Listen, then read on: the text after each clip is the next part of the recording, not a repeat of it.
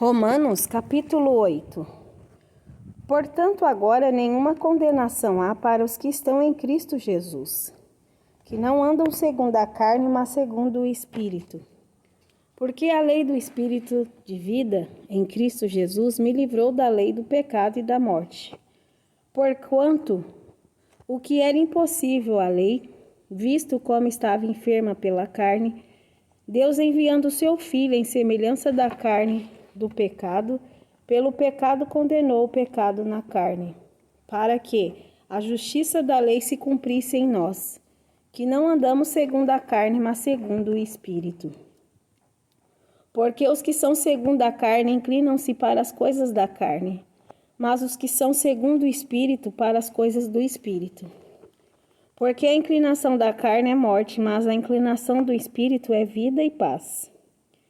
Porquanto a inclinação da carne é inimizade contra Deus, pois não é sujeita à lei de Deus, nem em verdade o pode ser. Portanto, os que estão na carne não podem agradar a Deus. Vós, porém, não estáis na carne, mas no Espírito, se é que o Espírito de Deus habita em vós. Mas se alguém não tem o Espírito de Cristo, esse tal não é dele. E se Cristo está em vós, o corpo na verdade está morto por causa do pecado, mas o Espírito vive por causa da justiça. E se o Espírito daquele que dos mortos ressuscitou a Jesus habita em vós, aquele que dos mortos ressuscitou a Cristo também vivificará os vossos corpos mortais, pelo seu Espírito que em vós habita. De maneira que, irmãos, somos devedores não à carne para viver segundo a carne. Porque se vivermos segundo a carne, morrereis.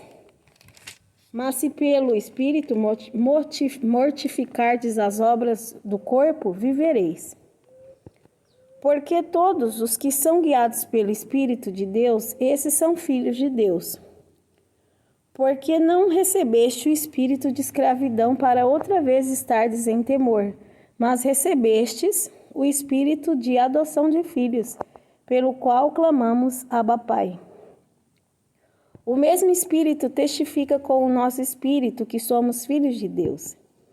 E se nós somos filhos, somos logo herdeiros também, herdeiros de Deus e co-herdeiros de Cristo, se é certo que com ele padecemos, para que também com ele sejamos glorificados. Porque para mim tenho por certo que as aflições deste tempo presente não são para comparar com a glória que em nós há de ser revelada. Porque a ardente expectação da criatura espera a manifestação dos filhos de Deus. Porque a criação ficou sujeita à vaidade, não por sua vontade, mas por causa do que a sujeitou, na esperança de que também a mesma criatura será libertada da servidão, da corrupção, para a liberdade da glória dos filhos de Deus. Porque sabemos que toda a criação geme e está juntamente com dores de parto até agora. E não só ela, mas nós mesmos, que temos as primícias do Espírito, também gememos em nós mesmos, esperando a adoção, a saber, a redenção do nosso corpo. Porque em esperança somos salvos. Ora, a esperança que se vê não é esperança, porque o que alguém vê, como o esperará?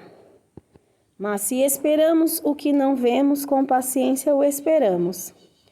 E da mesma maneira também o Espírito ajuda as nossas fraquezas. Porque não sabemos o que havemos de pedir como convém, mas o mesmo Espírito intercede por nós com gemidos inexprimíveis. E aquele que examina os corações sabe qual é a intenção do Espírito, e é ele que, segundo Deus, intercede pelos santos. E sabemos que todas as coisas contribuem juntamente para o bem daqueles que amam a Deus, daqueles que são chamados por seu decreto. Porque os que dantes conheceu também os predestinou para serem conformes à imagem de seu Filho, a fim de que ele seja o primogênito entre muitos irmãos. E aos que predestinou, a estes também chamou. E aos que chamou, a este também justificou. E aos que justificou, a este também glorificou. Que diremos, pois, a estas coisas? Se Deus é por nós, quem será contra nós? Aquele que nem mesmo a seu próprio Filho poupou, antes o entregou por todos nós, como nos não dará também com ele todas as coisas? Quem intentará acusação contra os escolhidos de Deus? É Deus quem os justifica. Quem os condenará? Pois é Cristo quem morreu, ou antes quem ressuscitou dentre os mortos, o qual está à direita de Deus e também intercede por nós. Quem nos separará do amor de Deus? A tribulação, ou a angústia, ou a perseguição, ou a fome, ou a nudez, ou o perigo, ou a espada? Como está escrito, por amor de ti somos entregues à morte todo dia.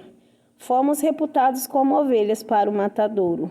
Mas em todas estas coisas somos mais que vencedores, porque é aquele que nos amou.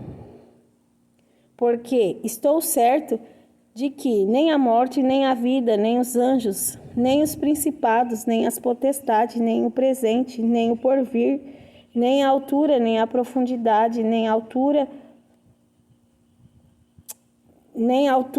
profundidade, nem alguma outra criatura nos poderá separar do amor de Deus que está em Cristo Jesus, nosso Senhor.